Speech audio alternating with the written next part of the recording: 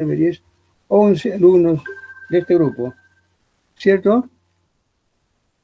Si falta alguno, por favor, díganme, ¿ya?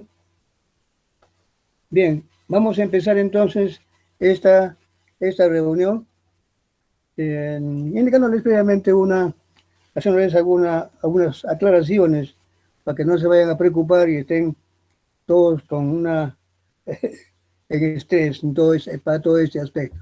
Bueno, aquí voy a con estas diapositivas que les voy a mostrar, que son la misma forma de pensar. También me las ha cedido muy gentilmente el doctor Juan Aquino. Él comparte conmigo mucho de su material didáctico, así que justamente aquí él me hizo alcance de estas diapositivas y conjuntamente vamos a desarrollar. Entonces, él por su lado y yo con el mío con ustedes, pero haciendo uso de este material. Es muy didáctico para comprender aspectos de lo que son las enzimas y por qué estudiar a las enzimas en un curso de bioquímica. Las competencias, como ven ustedes, es lo siguiente. Dice, describe, es decir, lo que ustedes, una vez acabando esta sesión o acabando el curso, ustedes tienen la capacidad,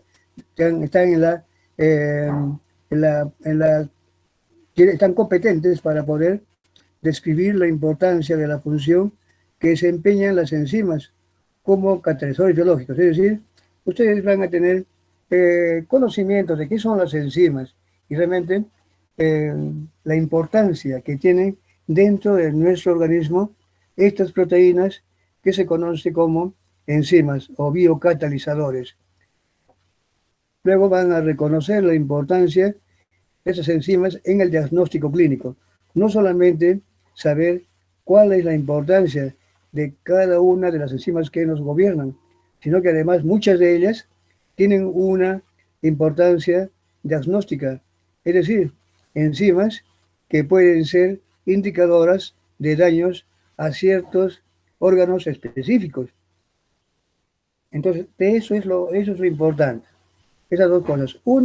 La primera que más o menos para ustedes les va a ayudar a conocer qué son las enzimas, qué es la importancia que tienen las enzimas, cómo es que las enzimas son tan importantes en la biología celular. Y la segunda es en cuanto a reconocer la importancia que tienen las enzimas en el diagnóstico clínico. Un segundito, me están llamando, ¿ya? Aló, buenos días. Sí, buenos días.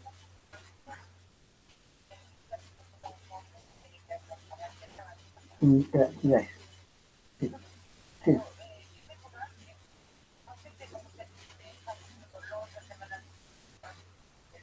Así estoy, sí, así. Estoy en clase, sí. Sí, pero no, nadie quiere aceptar, así que voy a seguir nomás. No.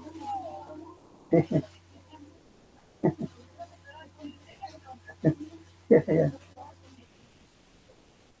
Ahorita estoy en clase, ahorita ya. Sí, gracias, muchas gracias. A las 12:20 termino, ¿ya? No, disculpe, no, está bien, disculpe. No. De nada, está bien. Hasta luego. Disculpen, están llamando urgente la secretaría. Bien, entonces les decía, esos dos pasos importantes. Miren, lo que quiero decirles es con esto, de que este tema todavía, según he visto, todavía ustedes no han tratado mucho en el aspecto teórico. Por lo tanto, se les debe haber sido este fin de semana un poquito preocupante, pensando en todo lo que está escrito allí y todo lo que tenían que hacer. Entonces, no se preocupen mucho. Hemos coordinado muy bien con el doctor Aquino y le digo, realmente tenemos que ser también comprensibles en ese sentido. Voy a procurarles hacer una presentación muy general de los aspectos que realmente trata las enzimas y cómo vamos a abordar la práctica o esta sesión que está para ustedes para esta semana. ¿Ya? O sea que no se preocupen ustedes, van a ver de que acabando esta reunión van a ver lo importante y lo fácil que es todo este tema. Aparentemente, a veces parece engorroso, un poquito preocupante, ¿no? Pero no, nosotros queremos que realmente, como siempre, el curso de bioquímica para ustedes les sea placentero y no una, una preocupación. Ya simplemente es conocimiento y estudio nada más. Bien, miren, esto con respecto a lo que son las competencias. La definición, miren, esto es una cosa muy sencilla, iniciando por lo más sencillo. ¿Qué cosas son las enzimas? El motivo de este capítulo que están ustedes empezando el día de hoy y que todavía tienen, creo, unas siguientes más, y también, igual que las reuniones de prácticas o discusión de casos clínicos. Las enzimas, ¿qué son las enzimas? Son proteínas. Dice que aceleran la velocidad de las reacciones químicas que ocurren en los seres vivos. En los seres vivos. Sabemos muy bien de que toda nuestra biología celular, nosotros debemos nuestra característica de hacernos llamar seres vivos a las múltiples y miles de reacciones que ocurren en una forma muy ordenada dentro de la célula. Un compuesto A se convierte en B se convierte en C o en D y una cadena una secuencia desencadenada de eventos que al final van a ver que eso que inicialmente fue un sustrato, puede ser un nutriente, se convierte finalmente en un producto. Pues bien, la pregunta es, ¿y qué hace todo eso para que ocurra esto, esas conversiones en las velocidades muy rapidísimas compatibles con la vida? Pues la respuesta es muy sencilla. Enzimas, catalizadores, son biocatalizadores. ¿Y cuáles son estos biocatalizadores? Un grupo de proteínas que se han caracterizado por hacer que un sustrato o un reaccionante se convierta en producto en tiempos muy brevísimos. A se puede convertir en B, es cierto. De repente, pero esa conversión de A en B y B en C y sucesivamente, esto puede ocurrir de repente en horas, días, semanas, en ausencia de un catalizador. Pero la célula no está para esperar tanto tiempo. Eso tiene que ocurrir en fracciones de segundo. Y por lo tanto, ¿quién acelera esto? Las enzimas, que son proteínas. Por tanto, es por eso que ahí viene la definición. Enzimas son biocatalizadores, son proteínas que hacen que una reacción ocurra en tiempos brevísimos, compatibles con la vida celular. Esa es una enzima. Y por lo tanto, acá dije una cosa. Si las enzimas son proteínas, por lo tanto, todo lo que ustedes han estudiado hasta ahorita acerca de las proteínas, ¿qué decían las proteínas en sus características? Que son polipéptidos, que son biomacromoléculas, pues las enzimas son biomacromoléculas, son polipéptidos, que las proteínas se desnaturalizan por agentes llamados desnaturalizantes, como el calor, detergentes, las enzimas también van a sufrir estos procesos.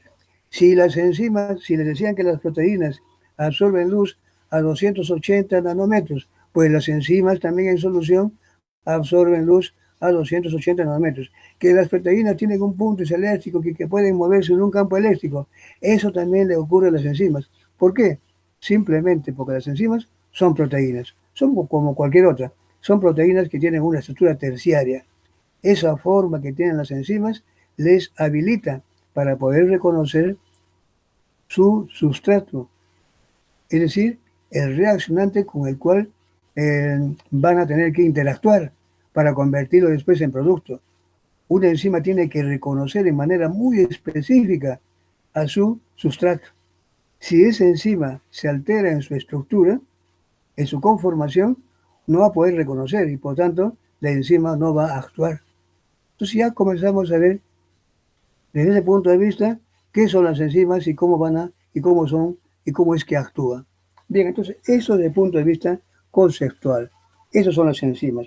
Todo lo que han hablado hasta ahorita de enzimas, todo lo que sea, perdón, de proteínas, todo es traducido y es llevado a las enzimas. ¿Por qué?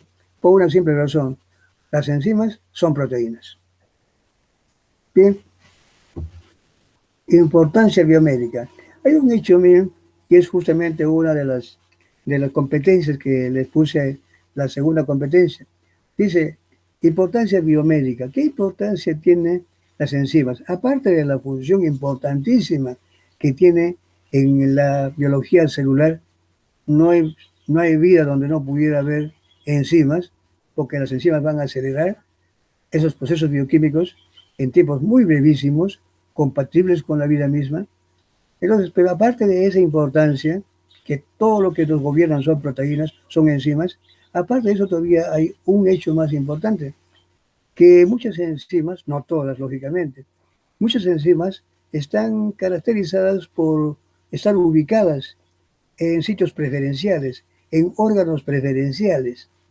Pueden estar en todo sitio, pero algunas de ellas se caracterizan por estar en unos tejidos más que en otros. Y si esas enzimas lograran salir al torrente circulatorio, se las puede determinar, se las puede cuantificar en su actividad. Por lo tanto, si encontramos una enzima que es producida, por ejemplo, en el hígado, y el hígado sufrió un daño, ese daño, ¿a qué va a provocar? A que su contenido se derrame. Y al final, la enzima que estaba allí específica, o las enzimas, una de ellas va a salir a la circulación y va a poder ser indicada. Si tomamos una muestra y encontramos una enzima y decimos, esta enzima es el hígado, por lo tanto, ¿qué tenemos que pensar? Que el hígado sufrió un daño. De repente, por allí es otra enzima que es específica del cerebro o del miocardio y encontramos en circulación, lo único que nos puede llevar a pensar es que para que esta enzima que estaba encerrada en las células del miocardio o del cerebro haya tenido que dañarse para que puedan aparecer en circulación. Y eso entonces son las llamadas enzimas marcadoras. Y ustedes, sí, más bien en ese sentido, ustedes se van a habituar. Ahora no solamente estamos dándoles un alcance, pero en realidad cuando ya en su quehacer como médicos, van a ver que toda su vida, todo su quehacer profesional, siempre van a tener, de acuerdo a su especialidad, van a ver de que ustedes van a hacer uso de muchos de estos indicadores. Cuando vean a un paciente, tomen primero el examen clínico, sus características, cómo es, inmediatamente le van a hacer una relación de, de acciones a tomar, entre ellos que le hagan algunas determinaciones de laboratorio. Y entre ellas siempre van a estar seguramente incluidas proteínas, enzimas, que van a ayudar a colaborar o corroborar las sospechas que ustedes como médicos van a tener. Miren, esa es la importancia. Entonces, acá, la determinación de enzimas en los líquidos biológicos ayuda en el diagnóstico de muchas enfermedades, ya que muchas de las enzimas tienen especificidad por unos pocos órganos. ¿Ven? Entonces, lo que les decía, aquí en la siguiente diapositiva les voy a mostrar esto. Justamente, ahí podemos ver, por ejemplo, un sustrato se convierte en producto dentro de la célula y esto es llevado a cabo por una enzima. Imagínense que esta sea una célula hepática. La sangre, esta enzima no tiene por qué estar acá. Pero ¿qué ocurre si hubiera un daño, una ruptura, una cirrosis, un daño, algo en el hígado? Inmediatamente esta enzima, este contenido, sale a la circulación y uno cuando toma una muestra de sangre encuentra una enzima que venía del hígado.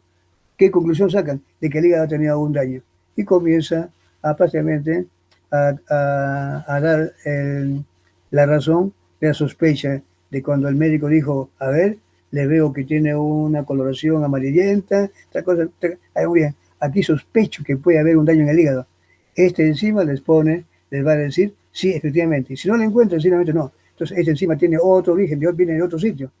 Así, si esto fueran células del miocardio y que aparezcan en circulación, la única explicación de que esta ha tenido que haber un daño para que esa enzima salga, tiene que haberse dañado un órgano específico o células de un tejido específico. Como dije, no todas las enzimas son indicadores de daño a órganos. Hay muchas enzimas, de todas las miles, hay algunas enzimas que son específicas de órganos o tejidos. Y por lo tanto, estas son las que ayudan. Otras pueden estar aumentadas, pero eso están aumentadas en todos los tejidos, no ayudarían mucho. Imagínense que esta enzima sea la misma que se encuentra en estómago, hígado, riñón, cerebro, pues realmente encontrarla aquí no va a ayudar. Pero si esta es una enzima propia, específica, de un órgano o tejido, ella se convierte en una enzima marcadora, una enzima importante para confirmar el diagnóstico de sospecha de una enfermedad. ¿Ya? Eso es así. Las enzimas, miren, hay muchas de esas enzimas llamadas enzimas marcadoras. Acá, por ejemplo, de esto que les decía, aquí tenemos un listado, una fosfatasa ácida, fosfatasa alcalina, una amilasa, la transaminasa glutámico pirúvica, la transaminasa glutámico oxalacética, la creatina quinasa, la del cerebro, la deshidrogenasa láctica, la H4, la aldolasa, la elastasa, arginasa, pseudocolinesterasa, lipasa, creatina del cerebro, creatina del músculo, gamma glutamil transpeptidasa. Todas son algunas, la relación es muy grande, es enorme, pero de las miles son unos centenares que pueden ayudar. Miren, aquí la fosfatasa ácida, por ejemplo, si se encontráramos en circulación fosfatasa ácida, esa fosfatasa ácida normalmente está localizada en la próstata. El encontrarla en circulación es un indicador de que allí puede haber un carcinoma de próstata. Ya está, claro, no solamente con eso, porque el médico tiene que también tener otras pruebas, otras razones que le van a ayudar a confirmar. Por lo tanto, eso va a confirmar, a ayudar a confirmar la sospecha para dar un buen diagnóstico. En otros casos, por ejemplo, la fosfatasa alcalina, enfermedades hepáticas y óseas. Cuando hay problemas a nivel óseo y a nivel hepático, normalmente fosfatasa alcalina se le puede encontrar en circulación y está prácticamente indicada. La amilasa es otra enzima. Esta normalmente está indicada para el caso de enfermedades pancreáticas. Las transaminasas, la TGP llamada así, la transaminasa glutámico pirúvica, o también llamada alanina transaminasa, es lo mismo. Eso lo van a ver ustedes después, más adelante, en el curso Metabolismo de Aminoácidos. Allí, por ejemplo, esa enzima está generalmente ubicada, está en todos los tejidos, pero mayormente está ubicada en el hígado. Por lo tanto, es un indicador, cuando se le encuentra en circulación, es un indicador de daño hepático o enfermedad hepática. La transaminasa glutámico oxalacética, también llamada TGO, o también llamada aspartato transaminasa. Esa enzima es un indicador de cardiopatías y hepatopatías. Esta creatina quinasa, la MB, es una combinada. Estos son, igual que la deshidrogenasa láctica, es un indicador de cardiopatía, daño al miocardio. La aldolasa, músculo y corazón. La elastasa, enfermedades de colágeno. La arginasa, en los hepatopatías, daño al hígado. Pseudocolesterasa, también del hígado. Lipasa, páncreas. Creatina quinasa, es una isoenzima. La BB, daño cerebral. La MM, daño muscular.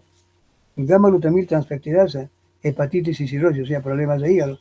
Miren, eso y así, ustedes van a ver que más adelante, eso por ahora, no tienen que, eso se les hará un poquito dificultoso, difícil, pero van a ver que ustedes en su quehacer ya como médicos, esto van a manejar mejor que yo. Van a tener un listado inmenso y simplemente va un paciente para alguien, muy bien, sospecho de tal cosa, ahí voy a confirmar que le hagan tal determinación y envían para que se lo haga el laboratorista. Regresan y ustedes comienzan a interpretar nada más y prácticamente a dar razón a sus sospechas o a buscar otras causas que posiblemente también estén indicadas. Miren, esta es la importancia clínica que tienen las enzimas. Algunas enzimas que sirven como indicadores de daño o enfermedades de ciertos órganos o tejidos. Volviendo al tema de las enzimas para poder actuar, ustedes ya se pueden imaginar. Lástima que no estemos aquí en presencia, sino a veces con el accionar de manos, con lo que yo hago, podrían entender fácilmente. Pero aquí, en este dibujito que lo hacen de una forma muy sencilla a lo tranquilo, podemos mostrar, por ejemplo, qué es eso que está en verde, sería la enzima.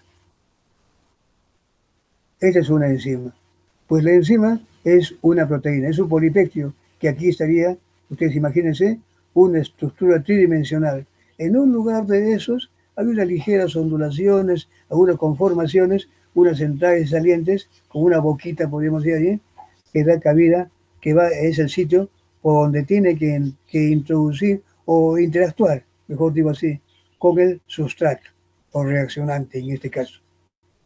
Ese sitio se llama sitio activo o centro activo o sitio catalítico. Son sinónimos, no se preocupen. Algunos dicen, no, tiene que llamarse así.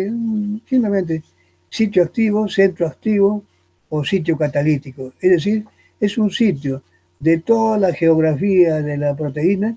Hay un lugar específico con una ondulación de ciertas características por donde tiene que el sustrato interactuar. Se acerca, interactúa, encaja bien allí. Si esta proteína sufre algún cambio en su configuración, esto también se va a alterar y por lo tanto el sustrato no va a poder interactuar y la actividad de la enzima va a disminuir o no va a haber reacción. Y si ocurre, va a ocurrir en una forma muy deficiente. Este es, entonces aquí, cuando hablamos de una enzima, entonces tenemos que reconocer algunas partes, algunos términos que se usan mucho. Por ejemplo, hay muchas enzimas, normalmente que solamente son, pero son muy pocas, solamente actúa lo que está en verde, la parte proteica, la parte aminoacídica. Esto recibe el nombre de apoenzima. Pero en la mayoría de casos, casi la gran mayoría de enzimas, siempre trabajan con un ayudante. Ese ayudante se llama cofactor. Ese cofactor puede ser orgánico, puede ser un ion metálico, magnesio, calcio, potasio, manganeso, o puede ser también, en la mayoría de casos, pueden ser moléculas orgánicas. Inorgánicas, iones metálicos. Orgánicas pueden ser, como por ejemplo, derivados de las vitaminas del complejo B. Todas las vitaminas del complejo B, por si acaso, si ustedes le preguntan qué función tienen, estas. Es decir, actúan como cofactores enzimáticos. No tienen otra. ¿Acaso tienen función energética? No, no tienen. Función estructural tampoco. ¿Qué función cumplen las vitaminas del complejo, perdón, las del complejo B, de las hidrosolubles? Cofactores enzimáticos. Estas se activan, se convierten en cofactor, sea la vitamina A1, la A2, todas son al final formas activas que se convierten en cofactores, entran a ayudar a una enzima. Y cuando tenemos la apoenzima más el cofactor, todo lleva el nombre de holoenzima. Holo quiere decir todo. Entonces, apoenzima más cofactor igual holoenzima. Estos son los llamados sustratos. ¿Qué es el sustrato? Es aquella sustancia o aquel compuesto que tiene que interactuar con la enzima para que se forme inicialmente un complejo. Si esto yo lo junto aquí, se formaría la enzima sustrato, el complejo enzima sustrato. Así como se une, ocurre luego la acción, puede ser hidrólisis, puede ser oxidorreducciones, etc. Y luego se separa y deja a este sustrato convertido en producto. Y la enzima intacta, como que no le hubiera ocurrido nada. Aquí también podemos hablar de otras sustancias, por ejemplo, inhibidores. Hay varios tipos de inhibidores. Por aquí solamente les hablo de sustancias que pueden competir con este sitio o interactuar por otro lugar. Eso todavía no me voy a meter a hablar porque eso es de repente parte ya de la segunda sesión que tengamos, pero por allí también les voy dándoles ya un alcance de estos otros términos, inhibidores, sustratos, centro activo, lo que es cofactores y lo que es apoenzima. ¿Cómo ocurre? ¿Cuál es el mecanismo de acción de una enzima? La cosa es muy sencilla. Ahí tenemos la enzima con su cofactor, una holoenzima. La enzima completa, más el sustrato en condiciones óptimas de pH, temperatura, concentración de enzima, concentración de sustrato y otros factores más van a hacer de que esto, cuando todo esto se cumple, son las exigencias que pide la enzima, esto se puede interactuar, formar esto, el complejo llamado el complejo ES, enzima más sustrato, complejo enzima sustrato. Luego ese complejo enzima sustrato, una vez que ocurre aquí el cambio, la modificación, se separa en productos y la enzima queda como estuvo en un inicio. Nuevamente se puede reutilizar. Todo esto son accionados por constantes. tiene que ver mucho el grado de afinidad entre la enzima y el sustrato. Estas flechitas que tienen acá están normadas, están reguladas por constantes. Constante podemos llamarle K1, es la que favorece la formación del complejo enzima-sustrato, y si hablamos de una K2 o K-1, sería la que regresa. Así como se forma, esta vez se puede regresar. ¿Hacia aquí? Pero sería con otra constante. Pero lo que interesa cuando hablamos de la acción de una enzima es para ver que este sustrato se convierte en producto. Pues entonces, una vez convertida el complejo enzima-sustrato, no esperemos que esto se regrese, sino más bien hagamos que esto ocurra todo hacia adelante.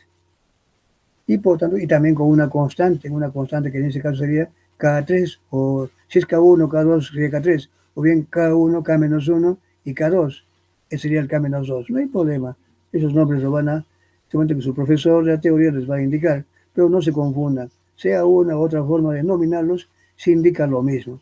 Son constantes que van a orientar la reacción de un sentido hacia otro. Cuando hablamos de una reacción de la enzima, pues tenemos que esto está ocurriendo para haber coronado todo esto con la formación de productos. Entonces tiene que ocurrir todo eso hacia adelante, ¿no es cierto? Una vez que concluye todo ello, la enzima, como ven ustedes, nuevamente se puede reutilizar. La enzima queda intacta, no se está consumiendo. Durante este proceso, tengamos muy en cuenta, las enzimas no se consumen, son proteínas, no se consumen. Y si no se consumen, por simple lógica, habrá necesidad de tener grandes cantidades, grandes concentraciones de enzimas intracelularmente. No, con cantidades pequeñas ya estamos garantizando una efectiva reacción en el momento adecuado y en las condiciones adecuadas. ¿Cierto? ¿Por qué? Porque las enzimas se vuelven a reutilizar, no se consumen durante un proceso.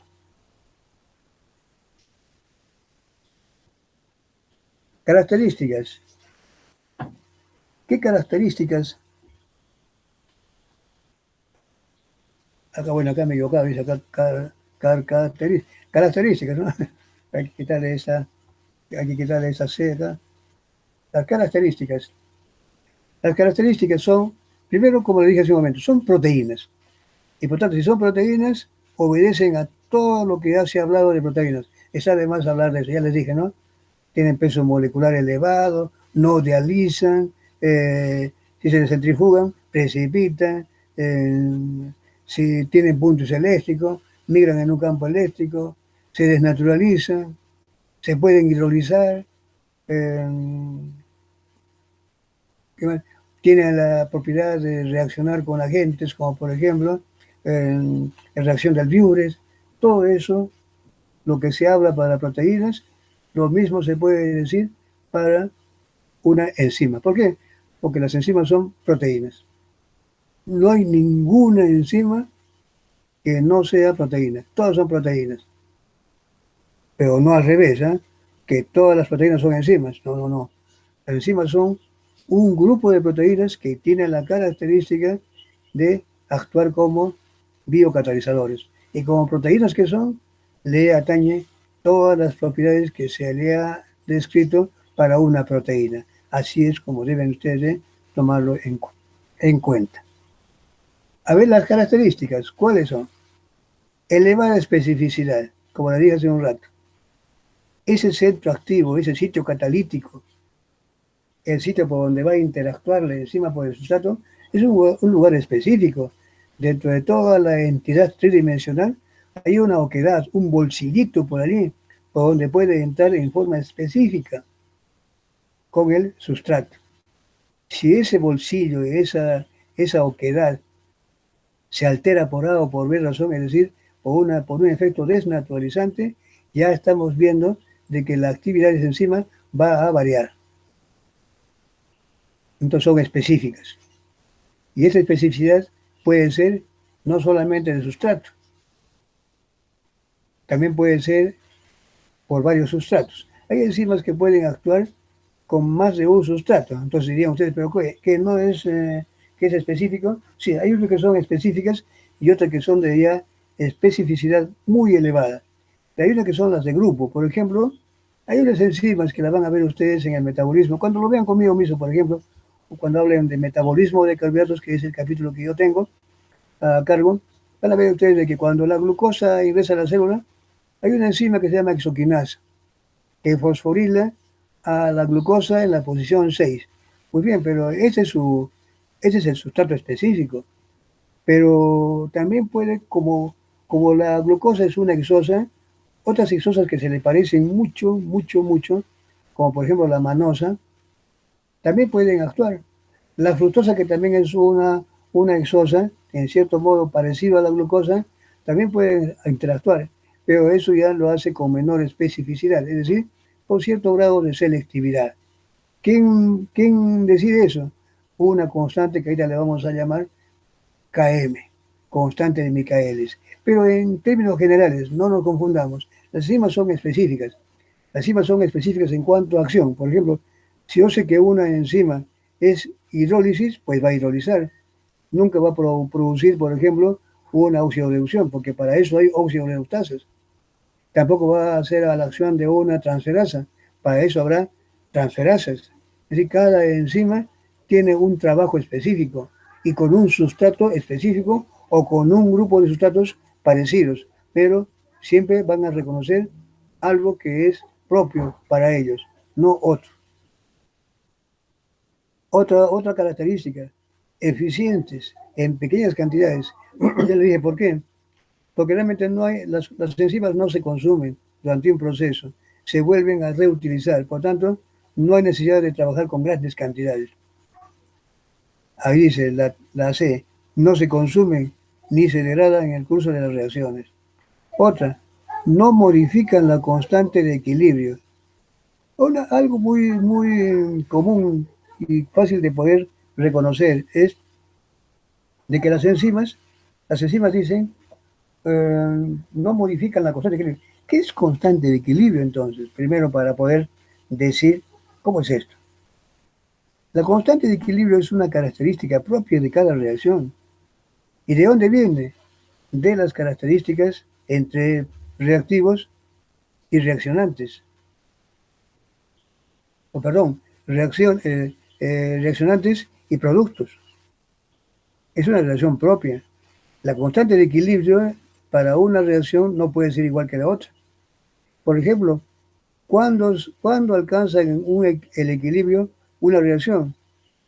Cuando, no, muchos pensamos de que el equilibrio está cuando tenemos 50% como producto y 50% como reaccionante. Ni vayan a pensar eso. A veces ocurre que es simplemente casualidad, pero la constante de equilibrio, el equilibrio se alcanza cuando por razones propias la reacción ya no puede ocurrir ni para adelante ni para atrás. Es decir, yo puedo poner 100% de un reaccionante A, por ejemplo, y le pongo la enzima. Esa, mejor pongámosle sin enzima, ¿ya? Hagamos la cosa así. Tengo 100%, 100 moléculas así mejor, 100 moléculas de A, y no le pongo enzima. Y de repente veo a la hora, no hay ni un producto. Veo al día siguiente y recién se formó un producto. Veo en la noche y se formaron 2 productos. Quiere decir que va quedando de 100, 98 queda como resonantes y 2 se han formado como productos. Eso en 2 días. Al tercer día comienzo a ver de que este aumentó a 4.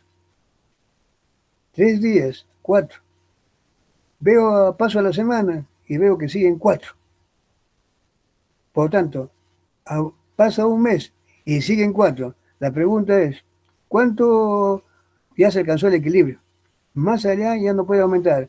La relación sería 4 a 96. Ese es su constante de equilibrio para esa reacción. ¿Qué pasa si en ese momento yo le pongo la enzima? Esa proporción de 4 a 96 la alcanzo no en 3 días, como lo dije, porque a partir de 3 ya lo vi a la semana siguiente y ya era siempre 3. Por tanto, en 3 días logré alcanzar el 4 a 96. Pero si le pongo la enzima, esta va a ser realmente la proporción, va a ser la misma, idéntica, 94,6, pero en una fracción de segundo. ¿Qué ha hecho la enzima? Simplemente me ha hecho de que esa constante, que esa proporción en el equilibrio se logre en un tiempo muy breve.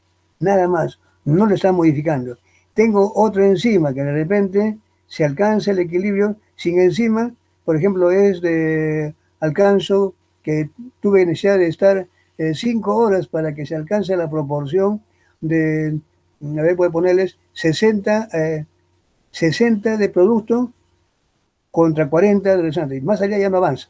Por más días que avance, más tiempo. Entonces ya 60-40 es la constante de equilibrio. Yo divido 60-40 y ese tiene un valor. Pero necesité 6 horas. Yo le pongo la enzima y la encuentro en una fracción de segundo. La misma proporción. Tengo otra enzima, de repente en otro caso es 20-80. 20 de producto, 80 de reaccionante. Eso yo lo encontré en un día, sin enzima. Le pongo la enzima. Esa proporción, la misma, la puedo encontrar en una fracción de segundo. Por lo tanto, eso se refiere que la constante de equilibrio no es modificada por la enzima, se mantiene. Entonces, ¿qué cosa hace el equilibrio? Hace que esa constante de equilibrio, que esa relación entre productos y reaccionantes se la alcance, se la logre en un tiempo muy, muy breve. A eso se refiere de que no afectan la constante de equilibrio, solo hacen de que aceleran, hacen que se le encuentre un tiempo más corto. Y finalmente la otra, entonces la pregunta hasta aquí vendría siempre la duda. Entonces, ¿cómo se explica de que las enzimas aceleran un proceso de reacción? Porque hasta acá no está explicando nada, ¿no es cierto? Solamente me está diciendo que estoy encontrando el equilibrio en un tiempo breve. ¿Pero por qué? Aquí está la respuesta. Disminuyen la energía de activación de las reacciones que catalizan. Las enzimas disminuyen la energía de activación. Y por lo tanto, la pregunta que se harán ustedes es, bueno, ¿y qué entendemos por energía de activación? Les digo, energía de activación es la energía que debe vencer, o que debe ganar, mejor digo así, es la energía que debe ganar un reaccionante antes de convertirse en producto. Otra forma de expresar es la siguiente. Energía de activación es la barrera energética que debe vencer un reaccionante para convertirse en producto. Un ejemplito que yo se los sabía decir allí cuando estábamos en el tercer piso, frente al ladito de la ventana me ponía yo y hacía de caso que esa ventana estaba sin vidrio. Decía, imagínense, yo estoy aquí en el piso y este ventanal que está aquí, le quitamos el vidrio y estoy en el tercer piso. Bien, yo estoy en el tercer piso y para mí es muy fácil arrojarme al piso, hasta abajo, ¿cierto? Un salto de arriba a abajo. Es muy fácil porque arriba yo tengo una energía mucho mayor que la que voy a tener abajo. Pero ¿qué me está impidiendo? Ese alto en el cual está la ventana. Es como si ustedes estuvieran en la azotea, en su casa. Siempre hay ese parapeto, esos cuantos sillares o ladrillos que están para ver la calle. No está el techo a ras. Siempre hay una barandita allí. Pues bien, ustedes imagínense que están en el techo de su casa, en un tercer piso, en un segundo piso. Hay ese parapeto. Y de ahí quieren bajar al primero, dar un salto.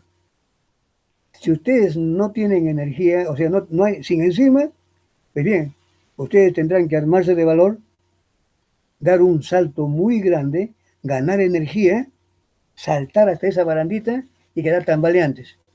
Y ahí sí viene la decisión, ¿me arrojo o no me arrojo? Y se arrojan, llegan abajo. Si ustedes quieren llegar de abajo hacia donde estaban inicialmente, tendrán que tomar un impulso, no solamente para llegar al tercer piso, sino que todavía esas baranditas más que también tendrían, porque ustedes tienen que llegar primero para el tercer piso, tienen que pisar primero a la barandita. y luego de ahí otro saltito y regresar a donde estaban.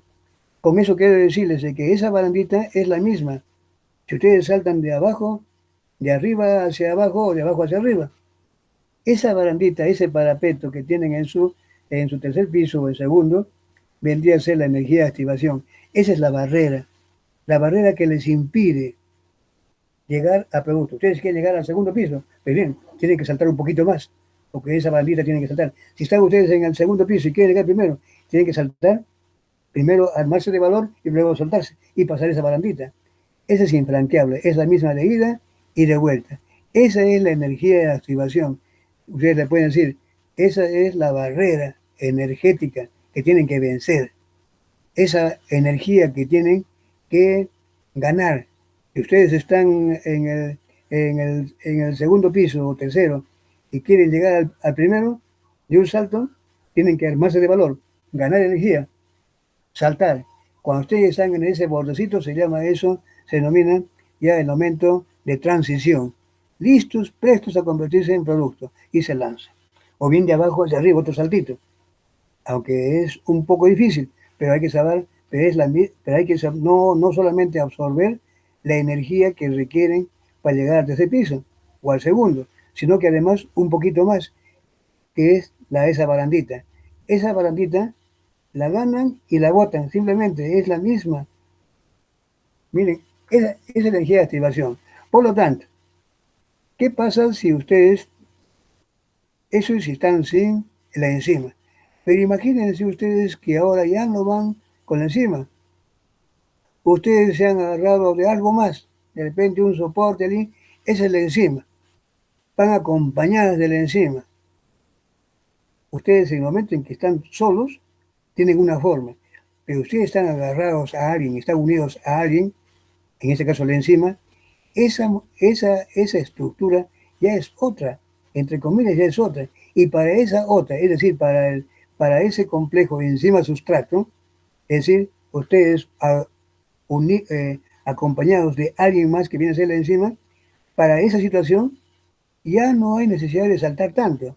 Para esa situación le dice, muy bien, para usted le vamos a hacer un gran servicio, le vamos a disminuir unas cuantas graditas, unos cuantos ladrillos, en lugar de ser una fila de 8 ladrillos, se la vamos a poner solamente 2.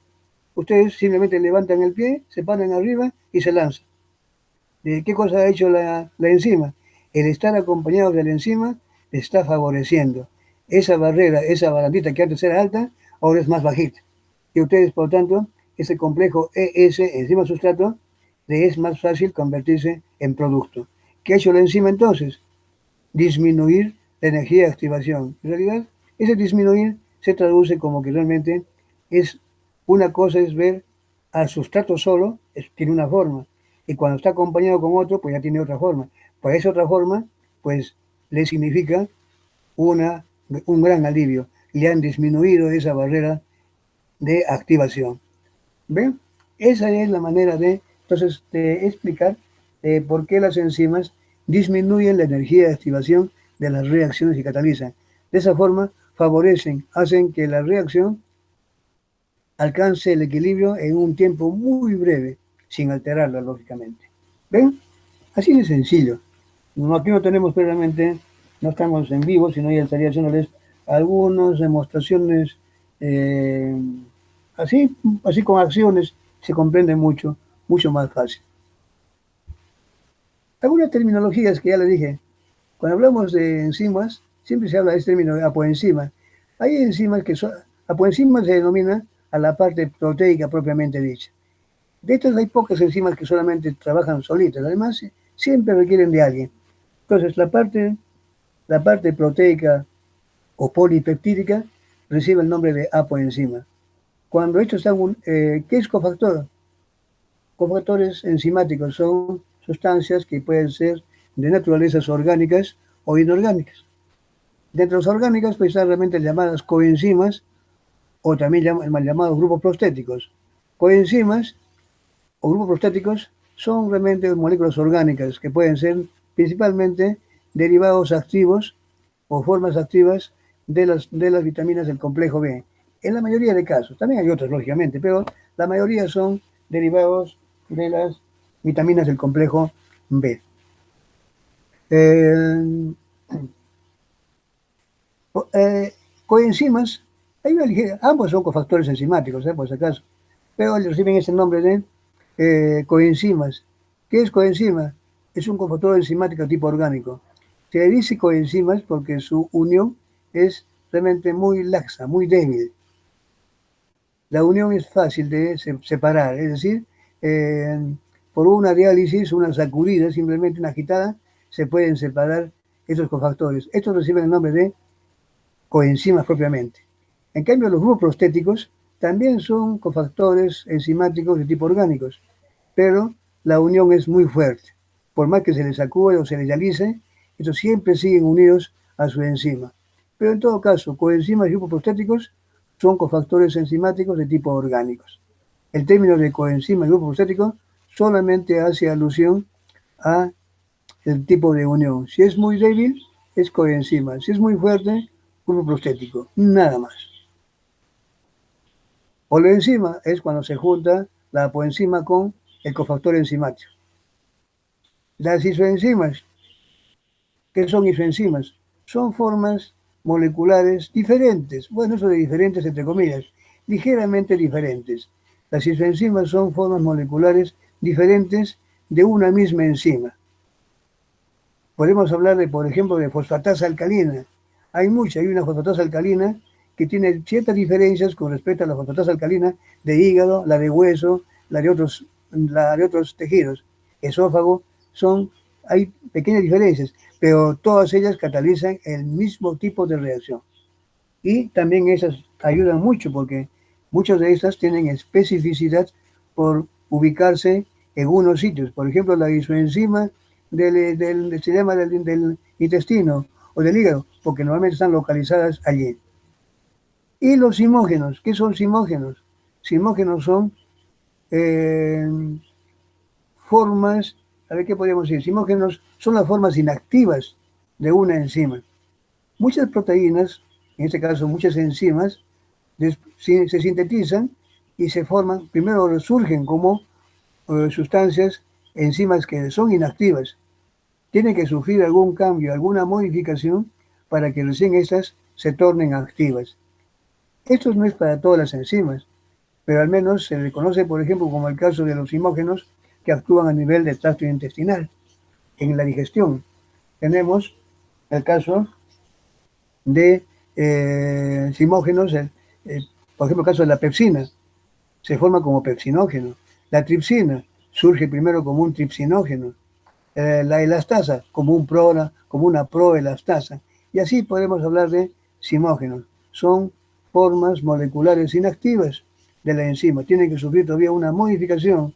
Pueden ser cortes, eliminación de algunos sectores de su estructura y recién quedan convertidas en la forma activa de la enzima. Son simógenos. Cuando hablamos de cinética enzimática, decimos aquí una cosa muy importante. Como cinética enzimática, ¿a qué se refiere cuando hablamos de cinética? El mismo nombre lo dice. Cinética, cómo actúa, cómo se mueve, ¿cierto? Cinética es movimiento. Cómo se mueve, cómo actúa la enzima para hacer posible convertir un sustrato en producto. Eso, de cómo se mueve, cómo trabaja una enzima para lograr que un sustrato se convierta en producto de manera muy eficiente, requiere de muchas condiciones, muchos factores, pH, temperatura, concentraciones de sustrato, todo ello, de la misma enzima, todo eso. Y con eso se va a lograr una actividad muy eficiente, que es directamente proporcional a su concentración. Mayor cantidad, un poquito más de enzima, menos enzima, va a repercutir eso también en la actividad. Un segundito, ¿ya? Por favor.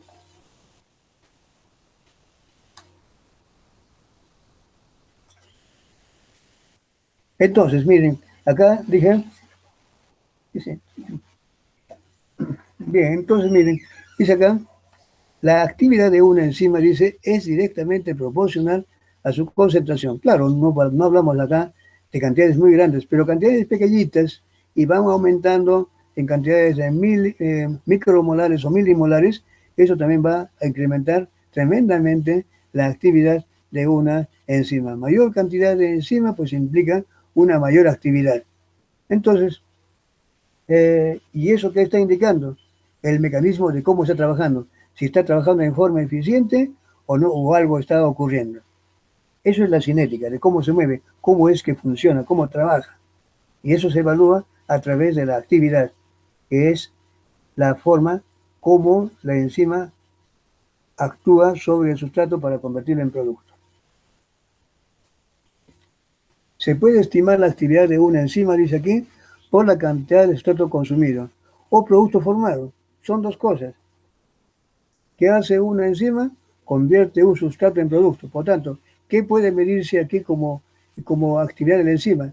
¿Esa enzima está trabajando bien? Si trabaja bien, yo puedo decir de que si puse una cantidad determinada de sustrato y después veo que se formó muy poco producto, pues realmente quiero decir de que aquí la enzima está trabajando muy poco. O bien lo contrario, puedo medir la cantidad de producto.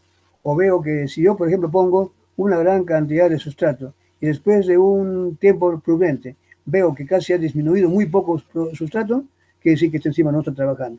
Entonces hay dos formas. O puedo medir la cantidad de producto formado por minuto o la cantidad de sustrato que se ha consumido, que se ha gastado por minuto. Ambas son, es que decir lo mismo. Bien, entonces aquí tenemos un ejemplo, como nos ha puesto el doctor Aquino. 12 moléculas de sustrato. Va a empezar la reacción. Después de un minuto, en presencia de enzima, 3 han desaparecido y 3 han aparecido. Entonces aquí, acá teníamos 9, ahora 3 han desaparecido. Vamos a tener una producción de básicamente aquí 3. Si esto prosiguiera o si alcanzara el equilibrio, tendríamos que estar acá 3 a 6, ¿cierto? Pero por lo pronto aquí estamos hablando 3 por minuto. Es una velocidad, es una forma de expresar la velocidad. Otra enzima, por ejemplo, ya no la misma. Aquí tenemos 48 micromoles de sustrato. En 3 minutos se han convertido en 6, por ejemplo. Esta es una forma de medir. O puedo medir acá, por ejemplo, de 48 le he quitado 6, ¿cuánto me queda de sustrato? O cuánto de producto aparece por minuto. Esas son formas de medir la actividad de la enzima, la velocidad de una enzima. Aquí tenemos, ¿no? 48, 6 en 3 minutos. 6 micromoles en 3 minutos. ¿Uno en cuánto será? Nos da, por ejemplo, 2 micromoles por minuto. Esto es lo mismo que decir 2 unidades enzimáticas. ¿Por qué? Porque la actividad de una enzima se mide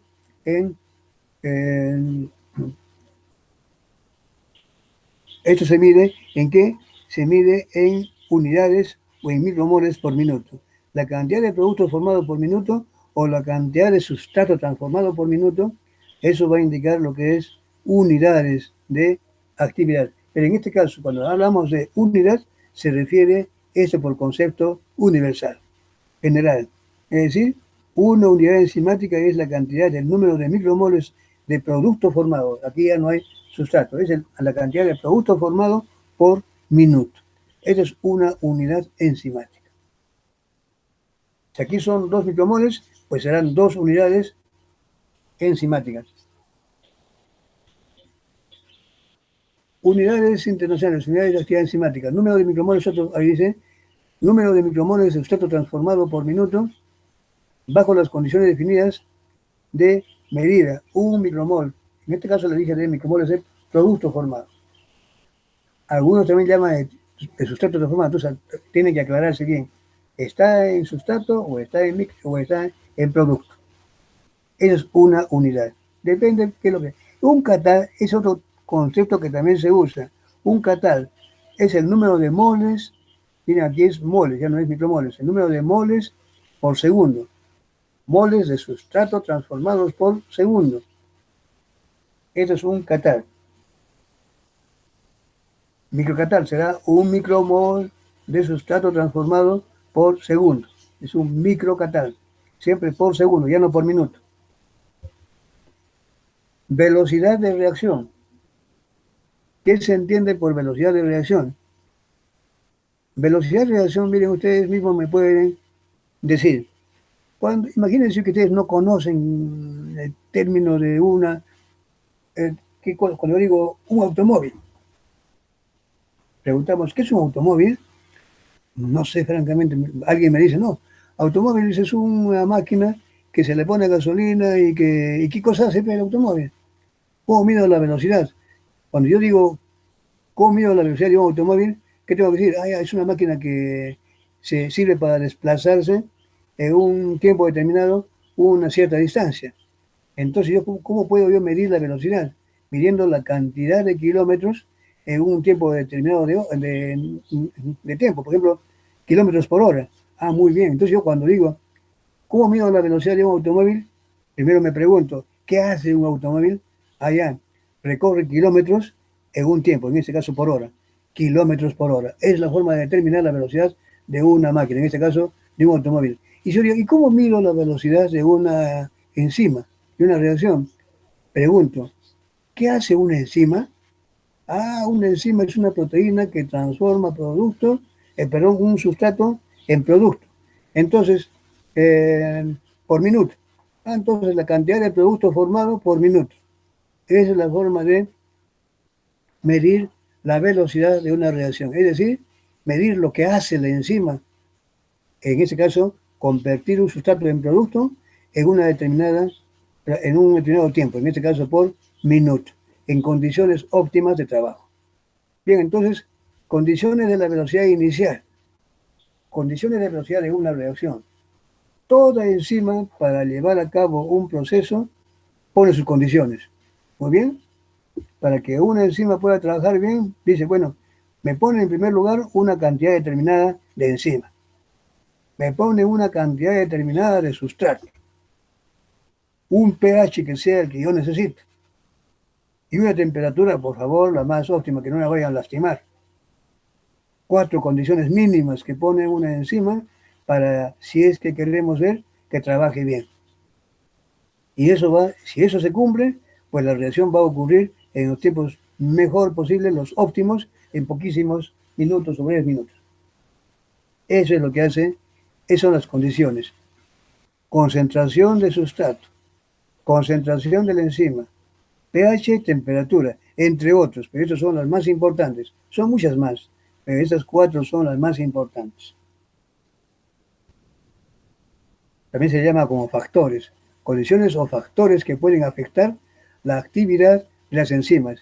Cuando digo actividad, recuerden que esa actividad se mide ahora como velocidad, velocidades iniciales. ¿Por qué digo velocidad inicial? Esta de acá arriba es una velocidad inicial, esta de acá abajo es una velocidad inicial, esta de acá es una velocidad inicial. ¿Cómo es esto? ¿Que todo es inicial? Y siempre será la que está acá nomás, me dirían ustedes, ¿cierto? No, todo esto son velocidades iniciales. ¿Cómo es esto? Comenzamos a pensar y digo, ¿y por qué llamamos velocidades iniciales? Me voy a esto. Voy a regresarme hasta aquí. No se confundan, por favor. Acá nomás, ¿para qué tanto atrás? Aquí, no se confundan, por favor, ¿ya? Miren, ¿por qué llamo a todas esto que estamos hablando aquí velocidades iniciales? Que velocidad inicial no es solamente la primerita. ¿Por qué tendríamos que hablar que cuando hacemos esta gráfica, a todo eso tenemos que llamarle inicial? ¿Será esta nomás? No, todo es inicial. ¿Por qué? Por una sencilla razón. En esta ecuación recuerden que les había dicho que la enzima se junta con el sustrato para formar el complejo ES. Eso lo hace por acción, siempre en presencia de una constante de afinidad, llamada, por ejemplo, K1. Pero ese complejo ES que se forma también puede irse hacia dos lados, o regresarse o avanzar hacia adelante. Si se regresa, lo hace con, si esto es K1, será una K-1. Si esta es K2, entonces sería para que avance. Pero esta reacción también, una vez que esté el producto más la enzima formado, también puede regresar, rebotar y echar a perder. Lo que queremos es de que ver a la reacción avanzando de aquí hasta acá. Y no queremos ver de que eso nuevamente regrese para aquí. Es poco probable, pero puede entorpecer. La velocidad de algo queremos verlo de aquí para acá. Por ejemplo, si hablamos de un automóvil, pues tenemos que ver el momento de arranque y no después de 2, 3 horas, cuando de repente comienza a fallar algo, se revienta la llanta o el combustible comenzó a recalentar el motor y ya la velocidad comienza a disminuir. Por lo tanto, tenemos que una forma eliminar esta posibilidad de retorno, de regreso, tenemos que eliminarla. ¿Y cómo eliminamos esta flechita que está para acá? Para hacer que todo esté orientado hacia la formación de producto. Si hablamos del automóvil, pues en el tiempo de inicio, el arranque, ahí se ve la velocidad, en los primeros momentos. Tenemos que eliminar, hacer la medida en los tiempos ya muy tardíos, porque en tiempos muy grandes podemos entrar en el riesgo de que esta reacción, este producto ya está rebotando y ya lo que estamos midiendo ya no es velocidad inicial, ya está entorpecida por eso mismo. Tenemos que ver mientras que la enzima está en progreso y hay que ir en progreso mientras esto no se incremente demasiado. ¿Y cómo hacemos para evitar eso? Trabajar en tiempos muy breves. Trabajando en tiempos breves, lo más corto posibles, garantizamos de que la reacción esté ocurriendo de izquierda a derecha y que no vaya a haber este problema de aquí. Por lo tanto, como estamos trabajando en tiempos muy breves, al inicio, iniciales, todo se llama velocidad inicial. Ahí está el detalle. Siempre cuando se trabaja en enzimas, máximo es media hora. La mayoría de casos es media hora. A veces se pone una, pero ya de acuerdo también a la cada enzima, media hora, otros solamente exigen 20 minutos, suficiente. Son tiempos muy breves cuando uno hace con enzimas, porque si se hace trabajando eso con 4 horas, 5 horas, ya podemos entrar en ese riesgo que les acabo de decir.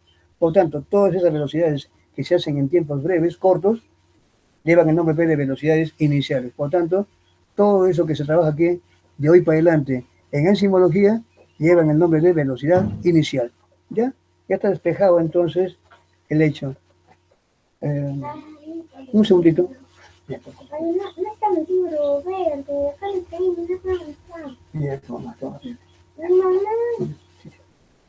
bien, como entonces decíamos, disculpen, atendiendo a mi hijito. Acá es, por ejemplo, ¿cómo vemos cómo afecta el pH sobre la velocidad inicial de las enzimas? Acá es un ejemplo de una actividad de una ureasa. Igual puede ser, claro, es la ureasa pH 7, pero si fuera de la fosfasa alcalina, sería un poquito más acá, y aquí sería un 8, porque pH óptimo es algo de 8 por allí, 8 y pico, es alcalino, sería por acá. Pero siempre esa formita, una campana de Gauss, por encima o por debajo de este pH óptimo, para la ureasa es 7. Otras enzimas pueden ser pH, como por ejemplo en el caso de la pepsina, el pH óptimo puede ser 1.5. Por debajo, por encima, siempre hay eso, que sube y baja. Entonces siempre hay un pH óptimo.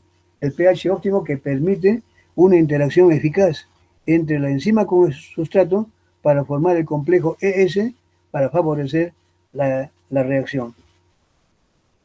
Por encima o por debajo, esto ya se echa a perder y esa interacción no va a ser muy eficiente. Comienza a disminuir, comienza a disminuir.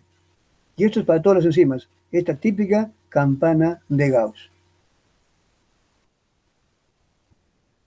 La temperatura, ¿cómo puede afectar la temperatura sobre esta velocidad inicial? Inicialmente comienza a aumentar la actividad, hasta llegar a un momento en que alcanza la máxima. Por encima de esto se sigue exagerando la velocidad, perdón, se sigue exagerando la temperatura, ya comienza a verse más bien una caída muy brusca. Esto indica de que la velocidad, esa interacción entre la enzima con el sustrato, se va favoreciendo con el incremento gradual de la temperatura. Acá es muy lenta, acá se va aumentando más, llega a un tope donde ya es el máximo. Si seguimos exagerando, aumentando más allá de 37, 40, 50 grados, ya más bien la enzima comienza a sufrir lo que se denomina como proteína que sufre desnaturalización. Y una enzima que se desnaturaliza ya más bien pierde su forma. Ese sitio activo ya comienza a cambiar, a modificarse. La interacción enzima con el sustrato ya no va a ser tan eficaz y eso se manifiesta con una caída brusca de su velocidad. Entonces, es ese tipo de curva. Ya es una campana. Ahora es, bueno, aquí está muy recto. Más o menos así como yo le estoy aquí, señalando con el puntero, es así. Muy lento, muy lento, muy lento, muy lento. Luego se sube, sube. Acá se mantiene un poquito. Y luego es más en caída busca. Así es. Este es el comportamiento de las enzimas frente a la temperatura. Temperaturas moderadas se favorece la interacción ES. Temperaturas por encima a provocar su desnaturalización y afecta la estructura y la unión enzima-sustrato. ¿Cómo afecta la concentración de la enzima? El enzima sí es lógico. A más enzima, en forma proporcional, también se incrementa la velocidad, ¿cierto? Si yo tengo un obrero trabajando, y un albañil, imagínense, y él me hace un metro de construcción, un metro cuadrado de construcción por hora. Bueno, si yo pongo 2 albañiles, me van a hacer el doble, ¿cierto? Si pongo 3, 3 veces más. Si pongo 4, 4 veces más. Y el resultante es una línea con pendiente positiva. Esta es una línea recta, ¿cierto? Así como está exactamente. Y finalmente esa en la cual nos vamos a entretener un poquito más. Tampoco no quiero gastar mucho tiempo porque hasta las 10:30 hacemos esto. Ahí hacemos un brevísimo paréntesis de 5 minutitos para que dé tiempo para sacar en 2 partes, porque si se hace en uno solo, todo esto que les vamos a llegar está grabándose.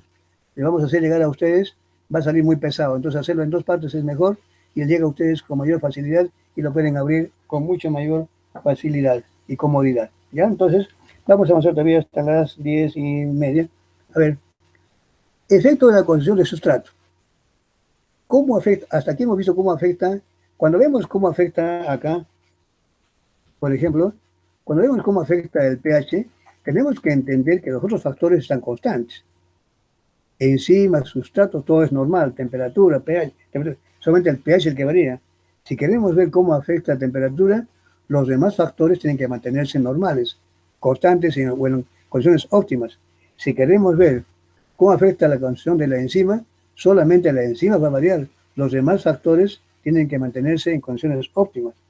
Y acá, si queremos ver cómo afecta la concentración de sustrato, tenemos que ver que la temperatura, el pH, el tiempo, todo tiene que mantenerse la enzima en condiciones óptimas y solamente vamos a ver cómo afecta el sustrato. Pues aquí nos tenemos enzima más sustrato, se forma complejo, como dijimos acá, igual como está aquí. Esto se puede, cuando vemos que se va aumentando el sustrato, no es propio, miren, aquí uno podría ver de que si uno aumenta aquí el sustrato, la respuesta debería ser esta. A más sustrato, más producto. No, acá hay una enzima, recuerden. Y cuando hay una enzima, esta no es una línea recta. Eso puede ocurrir de repente en una reacción química propia, pero sin enzima. Pero cuando hay una reacción enzimática, no es una línea recta. Esta va a sufrir una especie de curva así, una hipérbola rectangular. Es decir, cuando yo pongo acá sustrato, acá. Entonces, esta concentración de sustrato se verifica a través, o se haciendo todo un despeje de todo esto. No cabe aquí ya hacer todo ello. Es facilísimo. Además, no hay razón. La ecuación de Michaelis-Menten, que nos da que esta es una expresión matemática de lo que en realidad es una hipérbola rectangular. Esta ecuación matemática expresada gráficamente resulta en una hipérbola rectangular. Es decir, cuando graficamos velocidad inicial en el eje vertical y en el eje horizontal o de las abscisas ponemos concentración de sustrato, sale una hipérbola rectangular cuya expresión matemática es esta que está aquí. Velocidad inicial es igual a velocidad máxima por sustrato partido km más sustrato. Esta es la hipérbola rectangular, que pueden ver ustedes, tiene 4 partes, 4 sectores. Esta primera parte llamada A, donde podríamos decir que casi es una reacción de primer orden o de orden 1. A medida que aumentamos el sustrato, también se aumenta en la misma proporción la velocidad, pero esto dura muy poco. Después esto comienza a perderse o a independizarse, a divorciarse. Sustrato de velocidad, es decir, ya no se incrementa en la misma proporción, comienza a perderse un tanto. Este es un sector llamado B, una reacción de orden intermedio. Llega un momento en que aquí, que por más que se aumente el sustrato, ya la velocidad no sigue aumentando, se mantiene constante. Se llama una reacción de orden cero. A, B y C. A de primer orden, B orden intermedio y C de orden cero. En la reacción de orden cero no quiere decir que no se forme producto. Se va formando producto por minuto, pero en igual cantidad. Si cuando se alcanzó la velocidad era 50 micromoles de producto formado por minuto, miren, estamos en velocidad en el momento en que se alcanzó cinética de orden cero, aquí. Y la cantidad de producto que se forma es 50 por minuto. Yo le digo, ¿cuánto se formaría en 2 minutos? 100. ¿Cuánto será en 3 minutos? 150. Es decir, 50, 50, 50, 50, 50. No quiere decir que se forme cero. Porque si digo cero, vuelvo así. Caer para acá. No. Cinética de orden cero quiere decir que ya la velocidad alcanzó una determinada cantidad de producto formado por minuto. Ya no baja ni sube. Ahí se mantiene. Esto es. ¿verdad? Esto es cinética de orden cero. Cero no quiere decir que se forme cero productos. No. Se mantiene la misma cantidad de productos formados por minuto.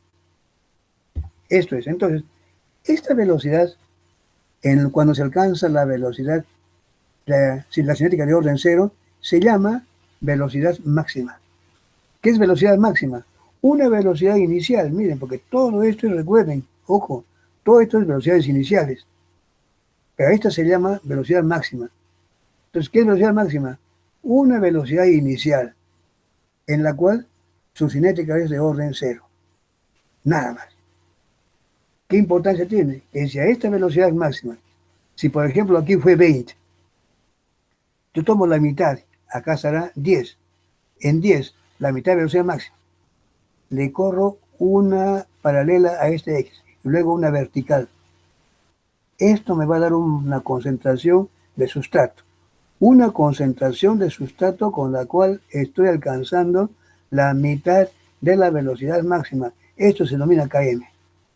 Km es la concentración de sustrato, por tanto se expresa en términos de molaridad.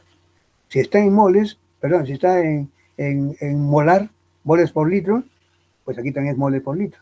Si acá está en micromolar, micromoles por litro. Es decir, esto se expresa en términos de molaridad. Y la velocidad, igual que todas las velocidades, en micromoles de producto o nanomoles de producto formado por minuto. Por tanto, esta Km, la Km no viene a ser sino una concentración de sustrato con la cual se logra la mitad de la velocidad máxima. Yo lo puedo decir a veces un juego de palabras. Si yo estoy trabajando con una concentración el doble de la Km, ¿alcanza la velocidad máxima? Ustedes me dirían, sí. No, se han equivocado porque eso si fuera la resta sí. Pero si digo, si trabajo con una concentración de sustrato que equivale a 2 km, bueno, 2 km es 1, acá será 2. Ahí va a ver. Acá, chispa no es.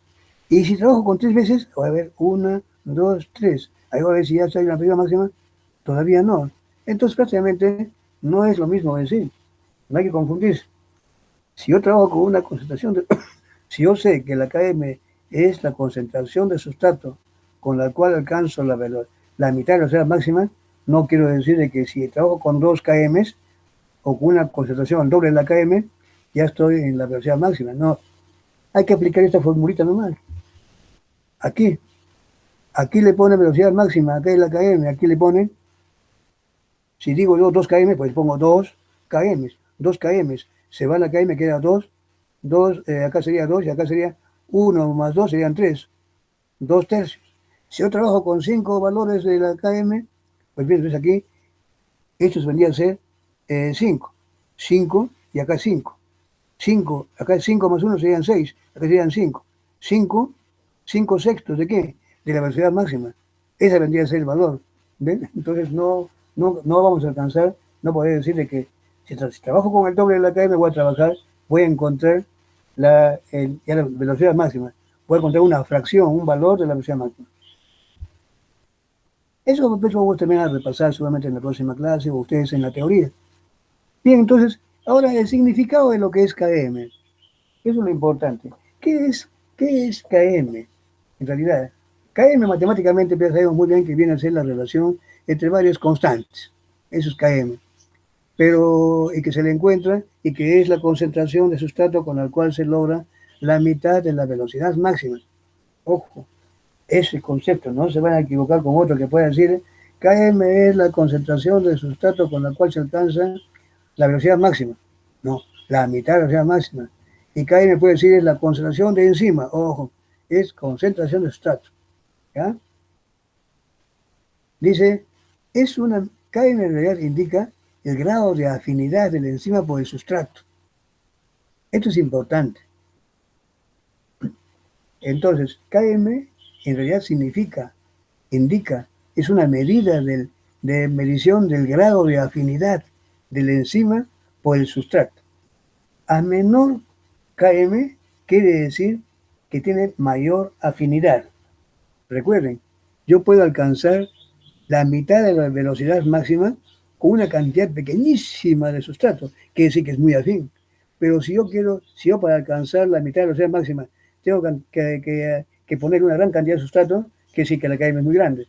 Esa enzima tiene poca afinidad, porque para que recién alcance el 50% hay que poner una gran cantidad de sustrato, ¿cierto? Entonces hay una relación inversa. Menor KM, mayor afinidad. Mayor KM, menor afinidad. Hay enzimas, como el caso aquí de la hexosa que les dije, hay varias hexosas. La galactosa, fructosa, glucosa y manosa. La enzima que yo cuando empiece mi capítulo de metabolismo de carbohidratos, se inicia con esta enzima, la exoquinasa. Es una enzima universal en nuestras células, en todos los tejidos. La exoquinasa es una enzima que fosforila a la glucosa, pero también lo puede hacer, pero también lo puede hacer eh, con otros, con otros eh, con otros sustratos parecidos, o sea, exosas. Por ejemplo, pero eso, ¿en qué lo diferencia? En la KM, grado de afinidad. Si ustedes comienzan acá, yo les digo, si la exoquinasa tiene estos sustratos, ¿cuál es con quien trabaja primero? Yo le pongo esto, ustedes tienen que elegirme aquella KM, aquel sustrato con que su KM es menor. Aquí comenzamos a ver ¿cuál es? Acá comenzamos a ver de que aquí es 8. 8 por 10 a la menos 6. Esto es mucho más bajo que este, incluso, miren, aquí a 8, acá debe ser, acá este es valor, acá 3 le han puesto, ¿no? Aquí este pareciera que no, este valor está un poquito errado. Aquí, de estos 3, pues realmente viene a ser 8 por 10 a la menos 6. Ese es el más bajo de todos. Entonces, luego le seguirá luego seguirá este, y luego este que es bastante alto, ¿no? Entonces, estos son los subsustratos. Valores de la KM, de la exoquinasa, creo que es lo mismo acá. Sí, se ha repetido esto. Acá sí lo mismo está. Acá, miren, medir la KM, así como hemos visto anteriormente, acá se puede encontrar gráficamente, si yo miro en un papel milimetrado, puedo acá tener un acercamiento bastante rápido de cuál es el valor de la KM, pero no es tan preciso. ¿Cuál es el que se hace más? Porque eso realmente tiene que implicar varios puntos y a veces trabajar con mucha cantidad de sustrato puede entorpecer la actividad de la enzima. Y haberse encontrado ese valor que ya no varía, puede ser ya no debido a que la enzima ya no aumenta de enzima, sino que la cantidad de producto y sustrato es tan grande que ya está entorpeciendo la propia acción de la enzima y esto ya no aumenta. Entonces estaría un poquito en una llamada, en un signo de interrogante. ¿Será o no será? Entonces hay cierto, de repente esto es un poquitito, tiene que aumentar. Entonces, encontrar aquí la velocidad máxima y la KM no son tan precisos. Da una aproximación. Entonces, ¿qué se puede encontrar aquí? Con el ploteo de los inversos. Si a esta ecuación anterior, no la voy a hacer aquí, esta ecuación ustedes le ponen esto va para abajo, 1 partido de velocidad inicial, luego igual a Km más sustrato partido de velocidad máxima por sustrato. O sea, invertido esto. Y la comienzan a desarrollar matemáticamente, se van a encontrar con esta ecuación. Exactita. Van a encontrar, si no ustedes háganlo, ustedes invierten a la primera y la desarrollan, van a encontrarse con esto. Y cuando ustedes observan bien con detenimiento esto, ¿qué cosa es esto? Esto no es más que una forma, es una forma de expresar esa es la ecuación de la línea recta. Y igual a ax más b. Por lo tanto, esta curva hiperbólica rectangular se puede convertir en una línea recta. Esta.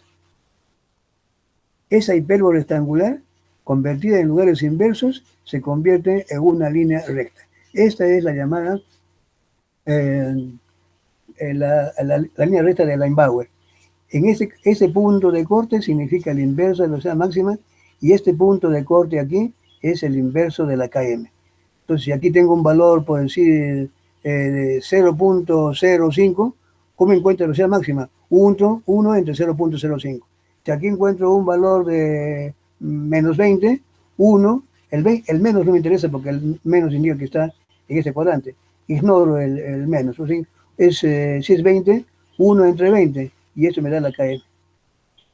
Nada más, es mucho más sencillo, más fácil. Es el que se puede realmente hacer. Y lo vamos a ver aquí en la práctica. Miren, aquí, en estos minutitos que quedan, voy a hacer todavía 5 más para avanzar y ahí ya tenemos un ratito para hacer que la grabación esté en 2 partes. La actividad, miren, aquí en esta parte, actividad y cinética de la fosfatasa alcalina. Se está tomando en esta oportunidad la medida de la actividad de la fosfatasa alcalina. ¿Qué objetivos tiene? Entender y practicar los principios de la espectrofotometría. Bueno, de eso ya vamos a verlo, yo creo que vamos a hacer una mejora muy general. Aprender a manejar las micropipetas automáticas. Bueno, eso sí escribieron ustedes habiendo estado en el laboratorio, se lo ha quedado allí. Familiarizarse con el concepto de la actividad enzimática, eso sí, y su utilización en clínica. Calcular las velocidades de reacción. Utilizar métodos gráficos para el cálculo de la constante de Michaelis-Menten y velocidad máxima. Entender la importancia del pH y la temperatura en la actividad de una enzima. Fosfatasa alcalina. ¿Qué es la fosfatasa alcalina? Saben muy bien ustedes, fosfatasa alcalina es una enzima, ya seguramente lo han leído ustedes. Fosfatasa alcalina es una enzima, debes el nombre porque su pH es justamente el alcalino. Fosfatasa alcalina es una enzima implicada en el transporte de metabolitos. Bueno, no se conoce mucho con precisión, pero lo que se sabe es, al menos, que participa en el transporte de metabolitos a través de las membranas celulares. Hidroliza, sí, más bien, el enlace éster fosfórico entre el grupo fosfato y un radical orgánico, liberando fosfato inorgánico. Esa es la reacción que ocurre. Pero aquí vamos a ver que R, vamos a usar un sustrato que también sirve de mucho. Acá vamos a mejor. Acá entonces vemos, su actividad está entre 9 y 10.5, de ahí su nombre. Su reacción general es entonces la hidrólisis, es una hidrolasa. Actúa sobre productos fosforilados, hidroliza, separándolos en fosfato inorgánico.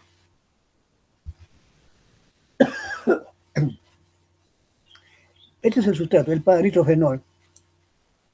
Para-nitrofenilfosfato es el sustrato que en este caso se está usando como sustrato de los muchos otros que pueden estar ocurriendo en nuestro organismo. Claro, este es un sustrato químico, pero otros productos que también puedan tener, que son sustratos, pues pueden ser otras moléculas orgánicas fosforiladas y que pueden ser hidrolizadas por la fosfatasa alcalina.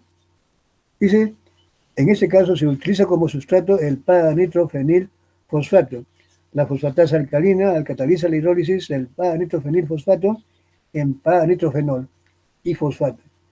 El para-nitrofenol, por si acaso, esto es medio alcalino, acá como está acá, pensé que no estaba. Acá se hidroliza y esta es la forma toma de color amarillo. Entonces en medio alcalino Esto pasa de este producto que es en este otro. Y este es el que da un color amarillo. Por lo tanto, la aparición de un color amarillo después de haber seguido todas las pautas de esta reacción indica si hubo, o sea, más color amarillo indica más o menos producto, por lo tanto, más o menos actividad de quién? De la fosfatasa alcalina. Este color se lee espectrofotométricamente a 405 nanómetros. Aquí tienen ustedes este cuadro que tenían que llenarlo y aquí yo les muestro. Miren, la curva de calibración, miren, para medir la actividad de, de una enzima, siempre se recomienda lo siguiente. Para medir determinar la fosfato alcalina, o sea, lo que se mide es la actividad, es decir, la medida de la cantidad de productos que se fueron por minuto. La determinación de la actividad de la fosfato alcalina en suero implica previamente, si vamos a medir esta cantidad, tenemos primero que medir, confeccionar lo que se llama la curva de calibración. Aquí tenemos entonces curva de calibración y determinación de fosfato alcalina. En su cuadro que ustedes tienen solamente tenían acá determinación. No, esto, primero, esta parte que está hasta aquí, todo esto, hasta aquí, de aquí hasta el tubo 5, eso es para confeccionar la llamada curva de calibración. Y la última sí es ya de una muestra y nos da una absorbancia, que al final, que es 0.412. Se hace siempre un blanco. El blanco es un sistema que no lleva enzima. Es como esto se mide colorimétricamente, a veces los productos que se usan y los mismos reaccionantes también pueden realmente absorber, pero esa absorción es por los reaccionantes, los propios reactivos, y no es ya del producto. Eso hay que eh, eh, restarlo. Por tanto, el blanco da una lectura que es independiente de los productos. Entonces, por lo tanto, cuando uno hace las mediciones, tal como está aquí, se miden con micropipetas, automáticas automática, se ponen 800, todos estos volúmenes, y da lugar y hasta aquí, todo ello. Luego se completa el volumen a 1000 microlitros, se hacen iniciar por 15 minutos, se para la reacción con hidróxido, 100 microlitros de hidróxido, con hidróxido de sodio 3 normal. Todo el volumen es, al final, es un mililitro, o sea, 1000 microlitros. Todo esto, miren, todo esto ha ocurrido y da el color amarillo y se lee. Acá lo que le estaban poniendo era lo siguiente. Les pusieron 10 microlitros, 10, 25, 50, 100, 200 microlitros de para-nitrofenol. Este es el producto. Recuerden que el para-nitrofenilfosfato es este. Y cuando actúa la enzima, se produce este. Por lo tanto, aquí vamos a hacer una curva de calibración sin enzima. Miren, aquí no hay enzima. Solamente son productos. El producto que da esto cuando está a 10, a 25 microlitros. Pero eso convertido en micromoles por litro, aquí está la conversión. Queda esto que está aquí en rojo. Esto es en microlitros. Ya está considerado todos estos volúmenes, todo esto se ha llevado a micromoles por litro, por 1000 mililitros. Este color que da esto, por lo tanto, en estos 10 microlitros, 25, 50, 100, 200 microlitros, convertidos en micromoles por litro, están aquí. Estos han sido responsables, después de haber añadido hidróxido de sodio, de un color de menos a más, incluyendo el blanco. Pero como dice la técnica más, ahí ustedes deben haberlo leído, el blanco nosotros cuando lo hacemos en directo, también depende mucho del espectrofotómetro, del aparato que lee estas absorbancias, estas sustancias que tienen color. Nosotros leemos el blanco. Si leemos el blanco, después esas lecturas van a ser otras. Son otras. Después tenemos que restarle el blanco y nos quedamos con estas que ya son netas. Pero como dice acá, otros hay en que uno lee el blanco y dice ya automáticamente se aprieta, dice ya restar el blanco. Por tanto, para que no estemos cada vez teniendo que restar aparte con nuestra calculadora, de frente en el aparato se ajusta esto con el blanco más. quiere decir que ya el blanco lo ponemos como cero. Estos ya quedan sin blanco. Por tanto, son absorbancias que se supone ya están restadas de la interferencia que puede provocar el blanco por sus reactivos o lo que tiene. Son absorbancias netas, llamamos aquí. Estas son las absorbancias a 405 nanómetros. 405 es la longitud de onda que absorbe este color amarillento que tiene el producto del para-nitrofenil fosfato. Y aquí tenemos entonces de menos a más. Con esto y con estos dos valores se procede a hacer el cálculo de la curva de calibración y de los llamados factores de calibración. ¿Cómo se encuentra el factor de calibración? Dividiendo la concentración entre su absorbancia respectiva. 10 entre 0.031, 25 entre 0.078, 50 entre 0.156. Se grafica y se hace el factor. Una cosa es la gráfica, vamos a ver aquí. Esta es la gráfica. Si graficamos en este eje de 0 hasta 200 micromolar, acá está, ¿no es cierto? Acá está micromolar. ¿Dónde estamos? Acá, todavía no estoy. Aquí. De 0 hasta 200 micromolar o micromoles por litro. Aquí. Estamos siguiendo ahí, hemos hecho en el, y en el otro eje, el vertical, ponemos aquí de 0 hasta 0.630, veamos. Aquí. 0.630 más o menos está por aquí. Allí. Si ahí se comienza a plotear lo que da el tubo 1, lo que da el tubo, después del tubo acá, vamos a ver esos puntitos. ¿A qué corresponden? Pues aquí. Aquí tenemos que a 0.030, para 0.031 es para 10. A ver, 0.031. Acá podemos voltear. ¿Dónde estoy? 0.031. ¿Dónde estoy vuelta? Acá. 0.031. Acá. Acá. Acá debe estar el 0. Bueno, acá no se puede ver, pero acá el 0.031. Como esto está hecho ya, ha sido en Excel, acá 0.031 está aquí y le corresponde, y para acá la lectura, la absorbancia. Se hace esto y justamente sale un puntito, se marca ese puntito. Para otra concentración, que en ese caso es cuánto, aquí la concentración siguiente era 10 microlitros, perdón, 25 microlitros, 0.078. 25 microlitros, 0.78. Aquí estamos, 25 microlitros, está por aquí. 25 microlitros, 0.078, está por aquí. Se juntan estos dos y sale un puntito que está aquí. Para el 50, otro igualito. Se pone aquí y se pone aquí. Se marca esto, se marca el otro, se juntan y se marca allí. Se pone el puntito. Para el 100 hay otra absorbancia. Esta absorbancia se pone, primero se marca esta absorbancia y luego esta otra. Y luego se juntan los dos y ¿dónde sale el puntito? Sale un punto allí. Y vuelto para acá. Luego por allí se pasa una línea promedio prácticamente. Esta es una curva ya hecho, eso se puede hacer manual. Cuando es manual es simplemente tratar de unir la mayor cantidad de puntos posibles, pero si es que es realmente usando estadística, aquí podemos usar realmente, hacer la curva de regresión y nos da esta curva perfecta. Así tenemos entonces ya la curva de,